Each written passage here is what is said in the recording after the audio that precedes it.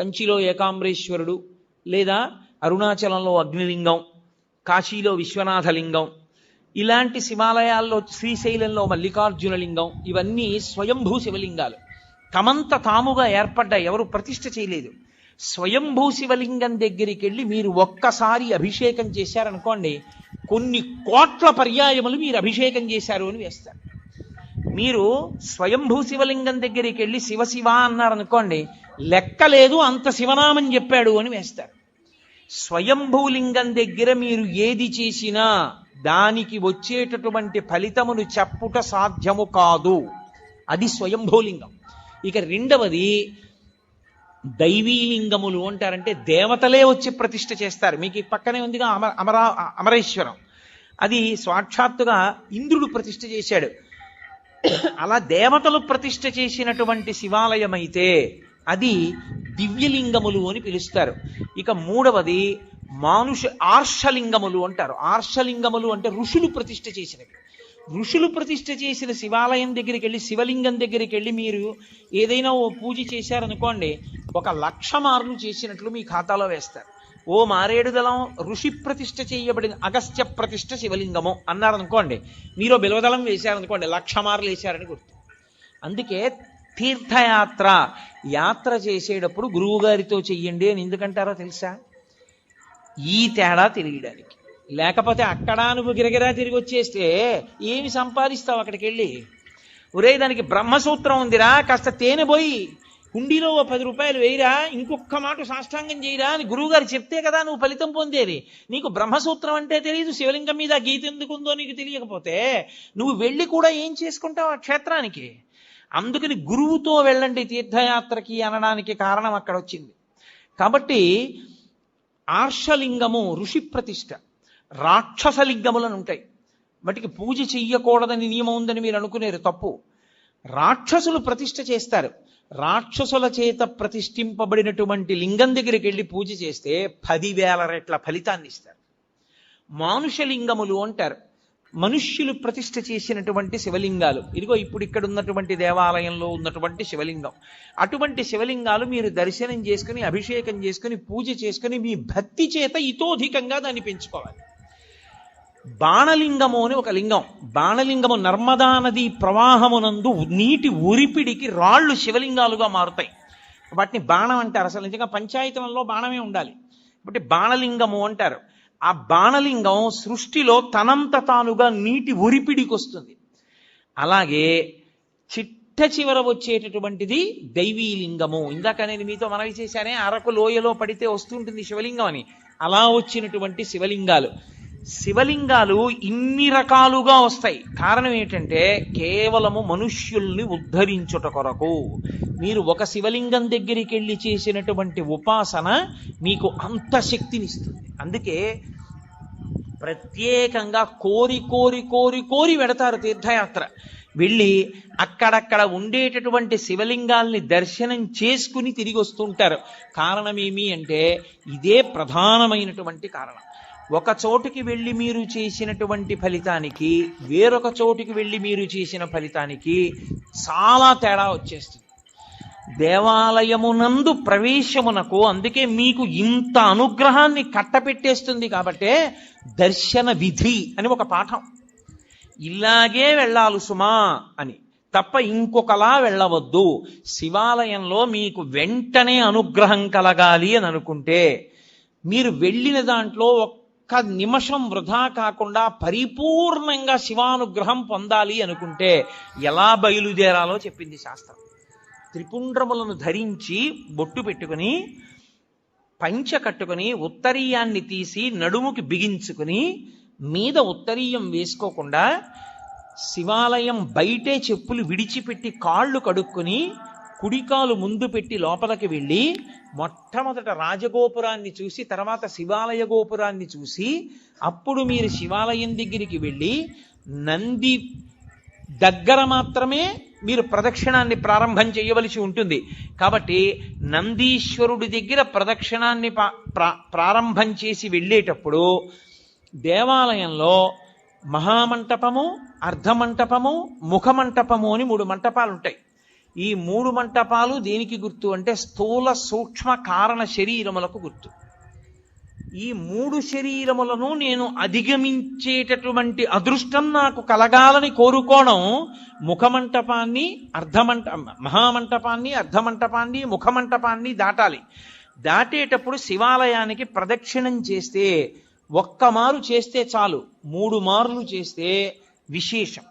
ఎందుకని 3 మాటలు? భగవాన్ రమణ మహర్షి ఎందుకు గిరి ప్రదక్షిణం చెయ్యాలి అన్నదానికి చెప్తుండేవారు. అంటే మీరు ప్రదక్షిణం చెయ్యడానికి కాళ్ళు కదుపుతుంటే మీ పాపములు కాలిపోతాయి. మీరు ఏ కోరికతో అలమటిస్తున్నారో ఆ కోరికలు ఇవ్వబడతాయి. మీరు ఏ కోరిక లేకుండా ప్రదక్షిణం చేస్తుంటే అంటే జన్మాంతరములందు చేసిన పాపములు కూడా కాలిపోతాయి. ఆఖరి ఊపిరి దగ్గర పాపపుణ్యములు లేని స్థితి కల్పించి మోక్షం ఇవ్వబడుతుంది. ప్రదక్షిణం, అందుకు శివాలయ ప్రదక్షిణ వచ్చింది. నేను కాదు, స్కాందంలోంచి సాక్షాత్ భగవాన్ రమణులు చెప్తుండేవారు కూర్చోబెట్టి ఎందుకు గిరి ప్రదక్షిణం చెయ్యాలో. కాబట్టి ప్రదక్షిణం 3 మార్లు చేస్తారు. ఎందుకు 3 మార్లు చేయడం అంటే నేను ఈషణత్రయాన్ని విడిచిపెట్టగలిగిన శక్తిని నాకు ఈషణత్రయము అంటే ప్రధానమైనటువంటివి ధనేష, దారేష, పుత్రేష. ధనేష డబ్బు మీద వ్యామోహం వదలదు, దారేష భార్య మీద వ్యామోహం వదలదు, పుత్రేష కొడుకు మీద వ్యామోహం వదలదు. ఈశ్వర, ఈ వ్యామోహాలన్నీ వెంట పెట్టుకుని ఏం పొందుతాను? పెద్దవాణ్ణి అయిపోయాను, నాకు ఇంకా ఈ వ్యామోహాలు తగ్గించి నువ్వు వాణ్ణి భద్రంగా నువ్వు చూడు అని కోరుకుని తిరిగితే 3 మార్లు దాని చేత వాసనాత్రయాన్ని ఈశ్వరుడు తీసేస్తాడు, ఈషణత్రయాన్ని తీసేస్తాడు. తీసేసిన తర్వాత బలిమంటపం దగ్గరికి రావాలి. వచ్చి బలిమంటపం దగ్గర నమస్కారం చెయ్యాలి. ఎందుకు అంటే మనలో ఉండేటటువంటి కామక్రోధ లోభ మద మోహమాత్సర్యములనేటటువంటి అరిషడ్వర్గములను బలివ్వాలి అక్కడ. అంటే విడిచిపెట్టేసేటటువంటి శక్తి నాకు ఈశ్వరా కల్పించు. అవి మిమ్మల్ని విడిచిపెట్టవు, అవి విడిచిపెట్టేలా ప్రవర్తించగలిగిన శక్తి మీకు కలగాలి. వాటికి అసహ్యం వెయ్యాలి. అబ్బా వీడిని పట్టుకుంటే ఏమొచ్చిందిరా, వీడేమి మనం కోరుకునేటట్టుగా ప్రవర్తించడని వెళ్ళిపోవాలి. కోపం రాదు ఆయనకి, ఓర్పు, కోపము స్థానమునందు ఓర్పుతో గెలుస్తాడు. కామము ఈశ్వర కామంగా మారుస్తాడు. ఇలా మార్చగలిగిన శక్తి దేని వలన వస్తుంది అంటే బలిమంటపం దగ్గరికి వెళ్ళి నమస్కారం చెయ్యాలి. అంతేగాని బలిమంటపం దగ్గర ఏ నమస్కారం చేయకుండా దాటకూడదు. అరిషడ్వర్గములను విడిచిపెట్టడానికి బలిమంటపానికి నమస్కారం చెయ్యాలి. అమ్మ ఎందుకమ్మా పిల్లాడితో ఎంతమంది మీ చుట్టూ ఉన్న వాళ్ళు ఇబ్బంది పడుతున్నారు నేను చెప్పే వరకు మీరు గమనించలేరా? ఎంతమంది దృష్టి కేంద్రీకరణ పాడైపోతోంది. కాసేపు ఎందుకు పిల్లాన్ని తీసుకుని బయటికి వెళ్ళరు? బయటికి వెళ్ళండి పిల్లాన్ని తీసుకుని. కాబట్టి బలిహరణ మంటపము, దాని దగ్గర మీలో ఉండేటటువంటి అరిషడ్వర్గములను మీరు బలివ్వాలి. బలివ్వడం అంటే ఏదో జంతువుల్ని తీసుకొచ్చి చంపేయమని కాదు నా ఉద్దేశ్యం. వాటిని అధిగమించగలిగినటువంటి శక్తి ఈశ్వర కృపాకటాక్ష వీక్షణముల చేత మీకు అబ్బాలని కోరుకోవడం, అది బలిమంటపం దగ్గర నమస్కారం. తర్వాత ఈశ్వరుడి యొక్క వాహనానికి నమస్కారం చేస్తారు. నందీశ్వరుడు, గరుత్మంతుడు వీళ్ళు వహిస్తారు పరమేశ్వరుణ్ణి. వహించడం అంటే వీపు మీద కూర్చోబెట్టడం కాదు, ఎప్పుడు గుండెల్లో పెట్టుకుంటారు. అందుకే నంది చూపు శివుడి మీద ఉంటుంది, పృష్ఠభాగం ప్రపంచానికి ఇస్తాడు. ఆయనకి ప్రపంచంతో సంబంధం లేదు, పరమేశ్వరుడితో సంబంధం. ఎప్పుడు నిరంతరం నిన్ను గుండెలో పెట్టుకుని ఆరాధన చేసేటటువంటి ఈ వాహనం ఎటువంటిదో, పరమేశ్వర నేను కూడా నిన్ను గుండెల్లో పెట్టుకుని ఎప్పుడూ నీ గురించి స్మరణ చెయ్యగలిగినటువంటి భక్తి నాకు కల్పించు. కాబట్టి వాహనానికి నమస్కారం చెయ్యాలి. ఒక్క శివాలయం దగ్గర మాత్రం వాహనానికి నమస్కారం చేస్తే కుదరదు. ప్రదోషం దాటిపోతే, ప్రదోషము అంటే సాయంకాలం అసుర సంధ్య వేళ, అసుర సంధ్య వేళ ప్రత్యేకంగా పరమేశ్వరుడు ఈ భూమండలం మీద కదులుతాడు. 2 ప్రదోష వేళలో తాండవం చేస్తాడు. దేవతలందరూ శివాలయం దగ్గరికి ఎడతారు. అందుకే ప్రదోష వేళలో ఒక్క శివాలయానికే దర్శనం. 2 నరసింహస్వామి దర్శనం చెయ్యవచ్చు, దోషం లేదు. కాబట్టి మహానుభావుడైనటువంటి పరమేశ్వరుడి యొక్క దర్శనానికి వెళ్ళేటప్పుడు మీరు ఆ వాహనం దగ్గరికి వెళ్ళి నువ్వు ఎలా భగవంతుణ్ణి గుండెల్లో పెట్టుకుని మోస్తున్నావో అలా నేను కూడా మోయగలిగిన శక్తినియ్యి అని అడగాలి. విష్ణు ఆలయంలో గరుత్మంతుడికి నమస్కారం చేసి వెళ్ళిపోతాం. ఒక్క శివాలయంలో మాత్రం ఒక నియమం ఉంటుంది. పగటిపూట అంతా శివలింగం ఒక్కటే ఉంటుంది దర్శనానికి యోగ్యంగా. సాయంకాలం అయిపోతే సాధారణంగా కవచం పెట్టేస్తారు. కవచము అంటే రూపాన్ని పెట్టేస్తారు.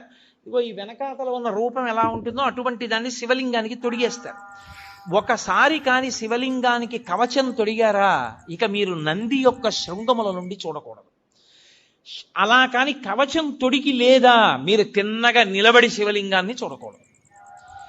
అప్పుడు చూసేటప్పుడు మాత్రం మీకు అదృష్టం పండిందని గుర్తు. కవచం పెట్టకముందు మీరు శివాలయంలోకి వెళ్ళారంటే మీ భాగ్యం పండిందని గుర్తు. ఎందుకో తెలుసా? ఈ సమస్త ప్రపంచమునందు కేళి చేసే శివస్వరూపం దర్శనం అవ్వాలంటే నందీశ్వరుడికి ఆయన ఇలా ఉంటే మీకు ఎడం పక్కన నంది ఉండేటట్టుగా వచ్చి మీ ఎడం చేత్తో ఆయన యొక్క పృష్ఠభాగంలో అవయవాన్ని ఒక్క లిప్త కాలం పట్టుకోవాలి. కుడి చేతి బొటన వేలు చూపుడు వేలు శృంగముల మీద ఉంచాలి. ఉంచి వృషస్య వృషణం స్పృష్ట్వా శృంగమధ్యే శివాలయం దృష్ట్వా క్షణం నరోయాతి కైలాసే శివదర్శనం. ఇలా పెట్టి తర్వాత ఎడం చేత్తో పట్టుకుని ఒక్కసారి ఇలా నొక్కి వదిలేయాలి. అలా నొక్కి వదిలినప్పుడు ఆయన ఊపిరి అనాగుతుంది. ఆయన ఊపిరిలో సయ్యాటలాడుతూ ఉంటాడు ఊయలలో శివుడు. ఆ ఊయల ఆగుతుంది. ఆగినప్పుడు ఆ శివలింగాన్ని ఒక్కసారి చూసిన వారెవరో వాడు కైలాసమునకు వెళ్ళి పరమేశ్వర దర్శనం చేశాడని వేస్తారు ఖాతాలో. అది శైవాగం. కైలాసే శివం దృష్ట్యా కైలాసమునందు పరమశివ దర్శనం చేశాడు. కవచం పెట్టేశారనుకోండి ఇక చూడకూడదు. అలాగా నిర్మాల్యాన్ని శివాలయంలో ఎప్పుడూ నందీశ్వరుడి మీద విసర్జించరాదు. మహాదోషం. నందీశ్వరుడి మీద మీరు శివాలయంలో ప్రసాదాన్ని పెట్టకూడదు. మారేడు దళాలు కానీ పువ్వులు కానీ మీకు ఇచ్చిన వాటి మీద కానీ నంది మీద పెడితే అనేక రకములైన పాపములు మిమ్మల్ని చుట్టుకుంటాయి. ఎందుకో తెలుసా? శివాలయంలో ప్రసాదాన్ని శివాలయంలో వదిలిపెట్టి మీరు వెళ్ళకూడదు. ప్రసాదం అంటే అనుగ్రహం, మీరు తీసుకెళ్ళాలి. కానీ ఎలా తీసుకెళ్లాలన్న దానికి మాత్రం నియమం ఉంది. శంకరాచార్యుల వారు సౌందర్యలహరి చేస్తూ చెప్తారు, నివృత్యై చండాంశ త్రిపురహర నిర్మాల్య విముఖై అంటారు. చండీశ్వరుడు మనలాగే మనుష్యుడిగా పుట్టాడు. అపారమైన శివభక్తితో శివ కుటుంబంలో ఒకడయ్యాడు. ఆయనకి పరమశివుడు వరం ఇచ్చాడు. లోకంలో ఎవరికైనా సరే నియమం ఒకటి ఉంటుంది. వారి యొక్క ఉచ్ఛిష్టాన్ని వారి యొక్క శేషాన్ని తినేటటువంటి అధికారం ఎవరిది అంటే భార్యది. మంచినీళ్లు తాగగా ఇంకా నీళ్లు మిగిలితే ఆ గ్లాసు తీసేటటువంటి అధికారము భార్యది.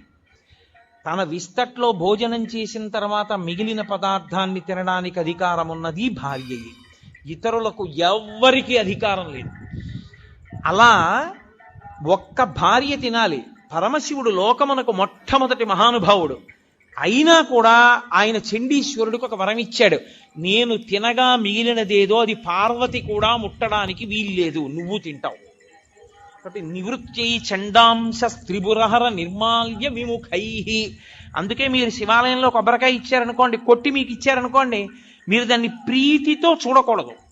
దాన్ని అలా చేత్తో పట్టుకుని మారేడు దళాలు చండీశ్వరుడి దగ్గరికి వెళ్ళాలి. చండీశ్వర స్థానంలో ఆయన ఎప్పుడు ధ్యానముద్ర యందు కూర్చుని ఉంటాడు. దురదృష్టం ఏంటంటే చండీశ్వర స్థానం మీద ఏ శివాలయంలోనూ శ్రద్ధ ఉండదు. మీరు చూడండి, ఎప్పుడైనా ఏ శివాలయంలోనైనా ఎండిపోయి వెలవెలబోతున్నట్టు ఉంటాడు. అసలు శివాలయంలో 8వ శివస్వరూపం అది. అంత జాగ్రత్తగా ఉంచాలి దాన్ని. అక్కడికి వెళ్ళి మీరు చిటికె వెయ్యాలి. చిటికెల చండీశ్వరుడు అంటారు. ఆయనకి చెవుడు కాదు, ఆయన ధ్యానమునందు ఉంటాడు. ఆయన కళ్ళు విప్పుతాడు. కళ్ళు విప్పి చూస్తాడు, ఎందుకు చిటిక వేశావు అని.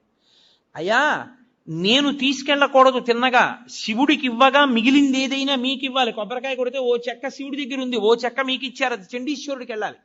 కానీ ప్రసాదంగా తీసుకెడదాం అనుకుంటున్నాను, మీరు అనుగ్రహించండి, ఇలా చూపించాలి. మీరు పట్టుకెడుతున్న దాంట్లో ఏదో కొద్దిగా అలా చూపించాలి. చూపిస్తే ఆయన చూసి సంతోషిస్తాడు. తీసుకో, నేను ఇచ్చాను నీకు ప్రసాదం అంటాడు. ఇప్పుడు చండి ముఖంగా మీకు ప్రసాదం రావాలి, అంతేగాని నందీశ్వరుడు వదిలిపెట్టమని ఏ శివాగమంలో ఉందో నాకు చూపించండి. ఎక్కడా లేదు. ప్రతి దేవాలయంలో అర్చకులు చేస్తున్న తప్పది. నందీశ్వరుడి మీద పెట్టేయండి అని చెప్తున్నారు, పరమదోషం. నంది మీద పెడితే కింద పడుతుంది, కింద పడితే వెనక వచ్చిన వాడు తొక్కుతాడు, తొక్కితే ఆ పాప నీకు అడికి పెడుతుంది. పుష్పదంతుడని శివమహిమ్నా స్తోత్రం చేశాడు. ఆయన అదే పనిగా రాజుగారి తోటలో పువ్వులన్నీ పట్టుకుపోతుండేవాడు.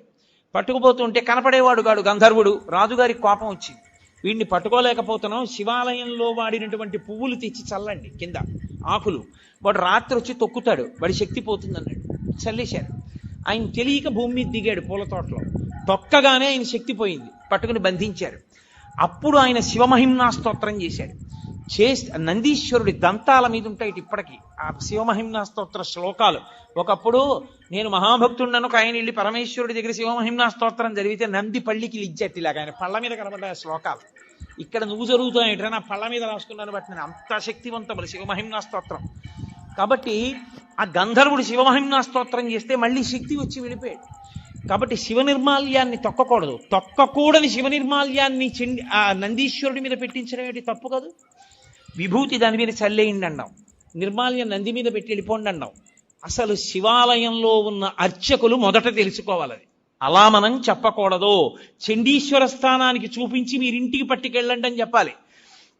ఆ మారేడు దళం చక్కగా మీరింటికి పట్టుకెళ్ళచ్చు, కళ్ళకు అద్దుకోవచ్చు, ఎక్కడో నీళ్లలోనో మొక్కలోనో పెట్టేసేయచ్చు. మీ ఇంటికి పట్టుకెళ్ళాలి, గడప దాటాలి ప్రసాదం. గడప దాటి ఇంటికి వస్తేనే శివానుగ్రహం. మీరు ఎక్కడో వదిలిస్తే ఇంకా ప్రసాద తిరస్కారం చేస్తే మీకు అనుగ్రహం ఎక్కడి నుంచి వస్తుంది? మీరు నంది మీద పెట్టి కింద బారేసి అదే ప్రసాదం తీసుకోవాల్సిన విధానం శివానుగ్రహాన్ని పొందడానికి. కాబట్టి ఒక్క శివాలయంలో మాత్రం వాహనం దగ్గరికి వెళ్ళేటప్పటికి నియమం మారుతుంది. అక్కడికి వెళ్ళి నమస్కారం చేసి వెళ్ళిపోతానంటే కుదరదు. మీరు కవచం పెట్టకపోతే ఆయన శృంగములలోంచి శివదర్శనాన్ని చెయ్యవలసి ఉంటుంది. చేశారు, ప్రదక్షిణం చేసి వచ్చారు, ప్రదక్షిణం చేశారు, 3 మంటపములను దాటారు. ఇప్పుడు మీరు శివసన్నిధి యందు నిలబడ్డారు. నిలబడితే లోపల ఎప్పుడైనా సరే ఒక విషయాన్ని జ్ఞాపకం పెట్టుకోండి, ఏ దేవాలయం లోపల అయినా విద్యుత్ దీపం వెలిగితే ఉత్తర క్షణంలో ఏ పని చేసినట్లు గుర్తో తెలుసా? మీ గురువు గారి పట్ల మీరు అపచారం చేశారని గుర్తు.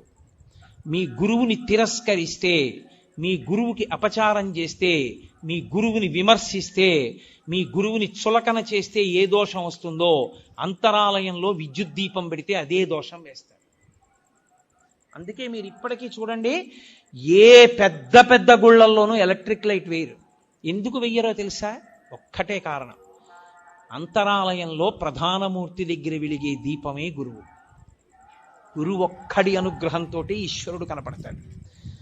ఆయన అక్కర్లేదని తీసేస్తే త్రిశంకుడు అయిపోయినట్టు గుర్తు. నాకు ఆ దీపపు కాంతిలో కనపట్టలేదు, నేను ఎలక్ట్రిక్ లైట్ పెట్టుకుంటానంటే నువ్వేం గురువయా, నువ్వు మాకు అక్కర్లేదని చెప్పి ఇంకొన్ని పెట్టినట్టు లెక్క. ఆ అంతరాలయమునందు వేరొక దీపము, విద్యుత్ దీపం ఉండరాదు, ఒక్క నూనె దీపమే. ఆ దీపాలు కావాలంటే గుత్తి దీపాలుగా దింపుతారు, ఒత్తి పెద్దది చేస్తారు మూర్తి దగ్గరికి వచ్చే. మీరు అందుకే మన ఆంధ్రదేశంలో ఏముందండి, శాస్త్రం పాటించేవాడేడి. మీరు దక్షిణ దేశం వెళ్ళండి, ద్రవిడ దేశం ప్రత్యేకం, ఏ దేవాలయంలో ఎలక్ట్రిక్ ల్యాంప్ వేరు. అర్చకులు ఒళ్ళు చెమటలు పట్టేసి ఇలా కారిపోతున్నా సరే వాళ్ళు పెద్ద పెద్ద ఒత్తేసి ఆ ఒత్తులలోనే వెలుగుతుంటాయి, ఆ ఒత్తులలో వెలుగులోనే చూస్తారు. దాని అర్థం ఏంటో తెలుసా? ఆ దీపమే గురువు. గురువు ఇంకెక్కడో ఉండడు. మీ గురువు గారు ఎక్కడున్నారు అంటే అంతరాలయంలో ఉన్న దీపంలోనే మీ గురువు గారు ఉంటారు. ఆయనే గురువుగా చూస్తారు. అందుకే దేవాలయానికి వెళ్ళినప్పుడు ఈశ్వరుడు ఒక్కడే కాదు, గురు దర్శనం కూడా అవుతుంది. ఓ గురువర్య, మీ మాటల వలన, మీ అనుగ్రహము వలన, మీ అనుగ్రహ కాంతులలో నాకు ఈశ్వర దర్శనం అవుతోందని దర్శనం చెయ్యాలి. అందుకే నూనె దీపం, నెయ్యి దీపం తప్ప విద్యుత్ దీపం వాడడం అనేటటువంటి మాటే లేదు శాస్త్రాల్లో. అందుకే ఈశ్వర ప్రధానమూర్తిని చూడగానే రెండిటిని మనసులో స్మరించాలి. ఒకటి గురువు, 2 ఈశ్వరుడు, ఇద్దరిని స్మరించాలి. స్మరించి నమస్కారం చెయ్యాలి. ఉత్తర క్షణంలో మీకు అనుగ్రహం గురువు ద్వారా కృప చేయబడుతుంది. మళ్ళీ దీపపు కాంతి ద్వారానే మళ్ళీ మీకు ఆ కన్నులకు ఆ దీపపు కాంతి ద్వారానే మీకు ఈశ్వర కటాక్షము గురుముఖంగా ప్రసరిస్తుంది. అందుచేత దేవాలయమునందు దర్శన విధి, ఈశ్వరుణ్ణి దాటి వెళ్ళడానికి ఇక ద్వారం ఉండదు. మనుష్య జన్మ యొక్క చిట్ట చివరి ప్రయోజనం ఆయన్ని చేరడమే, ఆయన్ని దాటడానికి ఇంకేం లేదు. అందుకే పృష్ఠభాగంలో అంతరాలయానికి ఇక ద్వారం ఉంచారు. అంతరాలయంలో ఉన్న పరమేశ్వరుడికి సమర్పణం చేసినప్పుడు ముచిక నుంచి తనంత తాను విడినవి ఇవ్వాలి. ఏవవి? పళ్ళు. కాయ ఇవ్వకూడదు దేవాలయంలో. ఎందుచేత అంటే ఈశ్వరుణ్ణి ఎప్పుడు అడిగినా పండిపోవడం ఒక్కటే అడగాలి. ఈశ్వరుడు మీకు ఫలప్రదాత, మీకాయన ఫలం ఇవ్వడానికి మీరు ఆయనకి ఫలం ఇవ్వాలి. ఆయనకి కాయలు ఇవ్వడం దోషం. మన హృదయానికి దగ్గరగా ఉన్నవారు మనల్ని ఎలా గుర్తించాలి? మనం వారికి దూరంగా ఉన్నప్పుడు వారు మనల్ని ఎలా గుర్తుపెట్టుకోవాలి? ఒక బహుమానం. 7 ఏళ్ల ఆరాధ్య 2వ తరగతికి వచ్చింది. ఆమె ఎప్పుడూ తన తరగతిలో అగ్రస్థానంలోనే ఉంటుంది. ఇటీవలనే జీతం రాగానే తండ్రి కొత్త స్కూల్ డ్రెస్, బూట్లు కొనడానికి ఆమెను బజారుకు తీసుకెళ్లాడు. పాత బూట్లని కొంచెం బాగు చేయించుకుంటే ఈ ఏడాది కూడా వాడుకోవచ్చు అని కొత్త బూట్లు కొనుక్కోవడానికి నిరాకరించింది ఆరాధ్య. తనకు బూట్లు కొనే బదులు తాతయ్యకు కంటిచూపు బలహీనంగా ఉన్నందున ఆయనకు కొత్త కళ్లద్దాలు కొనమని తండ్రిని కోరింది. బహుశా ఆరాధ్యకి తన తాతయ్య అంటే చాలా ఇష్టం కాబట్టి తన బూట్ల కంటే ఆయనకు కళ్లద్దాలే ముఖ్యమనుకుంటోందని తండ్రి అనుకున్నాడు. సరే, తండ్రి ఏమీ అనకుండా యూనిఫామ్ కోసం షాపుకి తీసుకెళ్లాడు. దుకాణదారుడు ఆమెకు సరిపోయే సైజులో ఒక తెల్లటి చొక్కా తీశాడు. ఆమె వేసుకున్నప్పుడు చొక్కా సరిగ్గా సరిపోయింది, కాని ఇంకా కొంచెం పొడవాటి చొక్కా చూపించమని ఆరాధ్య అడిగింది. తండ్రి, అమ్మా, ఆరాధ్య, ఈ చొక్కా నీకు సరిగ్గా సరిపోయిందిగా, నీకు ఇంకా పొడవు చొక్కా ఎందుకు అని అడిగాడు. ఆరాధ్య, నాన్నా, నేను ఎలాగూ చొక్కాను నా స్కర్ట్ లోపలే పెట్టి వేసుకోవాలి కాబట్టి కొంచెం పొడవుగా ఉన్నా దానివల్ల ఎటువంటి తేడా ఉండదు. పైగా నేను ఈ చొక్కాను తరువాతి క్లాస్లో కూడా ఉపయోగించుకోవచ్చు. నా మునుపటి చొక్కా కూడా బాగానే ఉంది, కానీ అది నాకు పొట్టైపోవడం వల్ల నేను దానిని ఉపయోగించలేకపోతున్నాను అని చెప్పింది. ఆమె తండ్రి మౌనంగా ఉండిపోయాడు.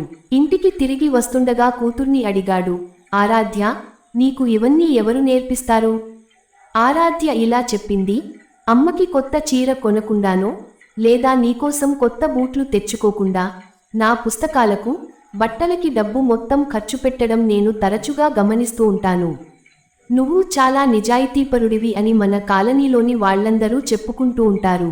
ఇద్దరూ ఒకే ఆఫీస్లో పనిచేస్తున్నా ప్రదీప్ తండ్రిని మాత్రం అందరూ దొంగ, నిజాయితీ లేనివాడు, లంచం తీసుకునేవాడు అని ఇలా చాలా అంటుంటారు. అందరూ నిన్ను పొగిడితే నాకు చాలా ఇష్టం నాన్న, అమ్మ, తాతగారు కూడా నిన్ను చాలా అభినందిస్తూ ఉంటారు. కొత్త బట్టలు లేదా కొత్త బూట్లు ధరించడం అంత ముఖ్యమైనది కాదు నాన్న, కానీ ఎవరూ కూడా మిమ్మల్ని నిజాయితీ లేనివారు లేదా లంచం తీసుకునేవారు అని సంబోధించకూడదు. నేను మీకు బలం కావాలని కోరుకుంటున్నాను నాన్న, నీ బలహీనతను అవ్వకూడదు. ఆమె తండ్రికి నోటమాట రాలేదు. ఈరోజు మొట్టమొదటిసారిగా అతని నిజాయితీకి తగిన ప్రతిఫలం లభించింది. ఈరోజు అతని కళ్ళలో ఆనందం, గర్వం, గౌరవం తాలూకు నీళ్లు తిరిగాయి. మీ కుటుంబం, మీ పిల్లల దృష్టిలో ఒక ఆదర్శవంతమైన వ్యక్తిగా మిమ్మల్ని మీరు చూసుకోవటం ప్రపంచంలోనే అతిపెద్ద, అత్యంత అందమైన బహుమతి. మన పిల్లలు మనల్ని ఆదర్శవంతమైన వ్యక్తులుగా భావించి మనల్ని ప్రేమించి గౌరవిస్తే కష్టానికి, అంకితభావానికి ఇంతకంటే పెద్ద ప్రతిఫలం మరొకటి ఉండదు. గౌరవం, ప్రతిష్ఠ సంపద నుండి కాదు, సద్గుణాల నుండి వస్తాయి. హృదయం ఎల్లప్పుడూ మనకు నిజమే చెబుతుంది, సరిగ్గా మార్గనిర్దేశం చేస్తుంది. దురాశ, అహం జోక్యం చేసుకొని తప్పుదారి పట్టిస్తాయి. మీ హృదయంలోని మంచితనం మీ చర్యలలో ప్రతిబింబించనివ్వండి. మన హృదయానికి దగ్గరగా ఉన్నవారు మనల్ని ఎలా గుర్తించాలి? మనం వారికి దూరంగా ఉన్నప్పుడు వారు మనల్ని ఎలా గుర్తుపెట్టుకోవాలి? ఒక బహుమానం. 7 ఏళ్ల ఆరాధ్య 2వ తరగతికి వచ్చింది. ఆమె ఎప్పుడూ తన తరగతిలో అగ్రస్థానంలోనే ఉంటుంది. ఇటీవలనే జీతం రాగానే తండ్రి కొత్త స్కూల్ డ్రెస్, బూట్లు కొనడానికి ఆమెను బజారుకు తీసుకెళ్లాడు. పాత బూట్లని కొంచెం బాగు చేయించుకుంటే ఈ ఏడాది కూడా వాడుకోవచ్చు అని కొత్త బూట్లు కొనుక్కోవడానికి నిరాకరించింది ఆరాధ్య. తనకు బూట్లు కొనే బదులు తాతయ్యకు కంటిచూపు బలహీనంగా ఉన్నందున ఆయనకు కొత్త కళ్లద్దాలు కొనమని తండ్రిని కోరింది. బహుశా ఆరాధ్యకి తన తాతయ్య అంటే చాలా ఇష్టం కాబట్టి తన బూట్ల కంటే ఆయనకు కళ్లద్దాలే ముఖ్యమనుకుంటోందని తండ్రి అనుకున్నాడు. సరే, తండ్రి ఏమీ అనకుండా యూనిఫామ్ కోసం షాపుకి తీసుకెళ్లాడు. దుకాణదారుడు ఆమెకు సరిపోయే సైజులో ఒక తెల్లటి చొక్కా తీశాడు. ఆమె వేసుకున్నప్పుడు చొక్కా సరిగ్గా సరిపోయింది. కాని ఇంకా కొంచెం పొడవాటి చొక్కా చూపించమని ఆరాధ్య అడిగింది. తండ్రి, అమ్మా, ఆరాధ్య, ఈ చొక్కా నీకు సరిగ్గా సరిపోయిందిగా, నీకు ఇంకా పొడవు చొక్కా ఎందుకు అని అడిగాడు. ఆరాధ్య, నాన్నా, నేను ఎలాగూ చొక్కాను నా స్కర్ట్ లోపలే పెట్టి వేసుకోవాలి, కాబట్టి కొంచెం పొడవుగా ఉన్నా దానివల్ల ఎటువంటి తేడా ఉండదు. పైగా నేను ఈ చొక్కాను తరువాతి క్లాస్లో కూడా ఉపయోగించుకోవచ్చు.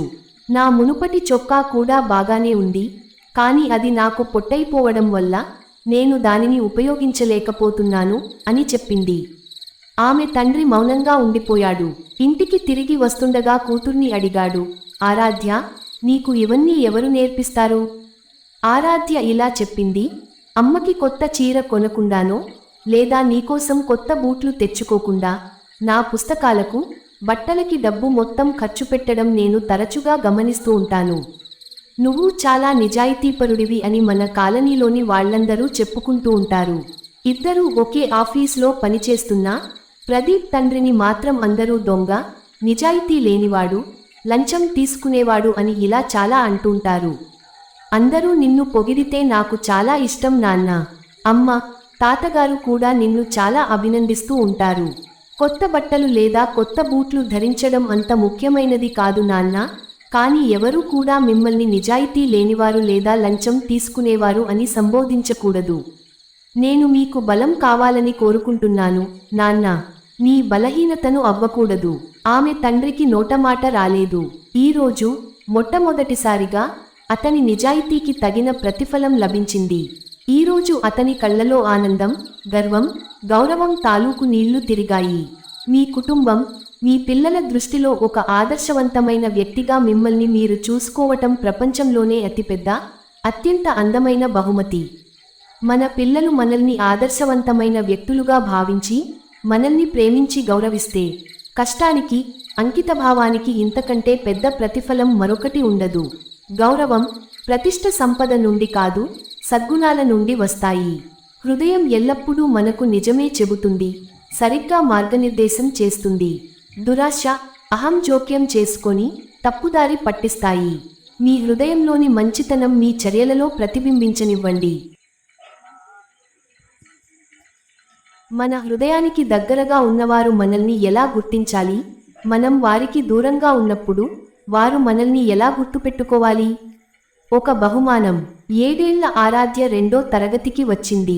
ఆమె ఎప్పుడూ తన తరగతిలో అగ్రస్థానంలోనే ఉంటుంది. ఇటీవలనే జీతం రాగానే తండ్రి కొత్త స్కూల్ డ్రెస్, బూట్లు కొనడానికి ఆమెను బజారుకు తీసుకెళ్లాడు. పాత బూట్లని కొంచెం బాగు చేయించుకుంటే ఈ ఏడాది కూడా వాడుకోవచ్చు అని కొత్త బూట్లు కొనుక్కోవడానికి నిరాకరించింది ఆరాధ్య. తనకు బూట్లు కొనే బదులు తాతయ్యకు కంటిచూపు బలహీనంగా ఉన్నందున ఆయనకు కొత్త కళ్లద్దాలు కొనమని తండ్రిని కోరింది. బహుశా ఆరాధ్యకి తన తాతయ్య అంటే చాలా ఇష్టం కాబట్టి తన బూట్ల కంటే ఆయనకు కళ్లద్దాలే ముఖ్యమనుకుంటోందని తండ్రి అనుకున్నాడు. సరే, తండ్రి ఏమీ అనకుండా యూనిఫామ్ కోసం షాపుకి తీసుకెళ్లాడు.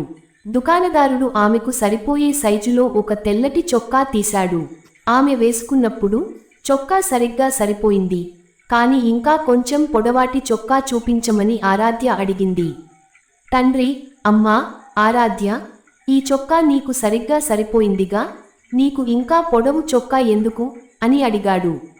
ఆరాధ్య, నాన్నా, నేను ఎలాగూ చొక్కాను నా స్కర్ట్ లోపలే పెట్టి వేసుకోవాలి, కాబట్టి కొంచెం పొడవుగా ఉన్నా దానివల్ల ఎటువంటి తేడా ఉండదు. పైగా నేను ఈ చొక్కాను తరువాతి క్లాస్లో కూడా ఉపయోగించుకోవచ్చు. నా మునుపటి చొక్కా కూడా బాగానే ఉంది, కానీ అది నాకు పొట్టైపోవడం వల్ల నేను దానిని ఉపయోగించలేకపోతున్నాను అని చెప్పింది. ఆమె తండ్రి మౌనంగా ఉండిపోయాడు. ఇంటికి తిరిగి వస్తుండగా కూతుర్ని అడిగాడు. ఆరాధ్య, నీకు ఇవన్నీ ఎవరు నేర్పిస్తారు? ఆరాధ్య ఇలా చెప్పింది. అమ్మకి కొత్త చీర కొనకుండానో, లేదా నీకోసం కొత్త బూట్లు తెచ్చుకోకుండా నా పుస్తకాలకు, బట్టలకి డబ్బు మొత్తం ఖర్చు పెట్టడం నేను తరచుగా గమనిస్తూ ఉంటాను. నువ్వు చాలా నిజాయితీపరుడివి అని మన కాలనీలోని వాళ్లందరూ చెప్పుకుంటూ ఉంటారు. ఇద్దరూ ఒకే ఆఫీస్లో పనిచేస్తున్నా ప్రదీప్ తండ్రిని మాత్రం అందరూ దొంగ, నిజాయితీ లేనివాడు, లంచం తీసుకునేవాడు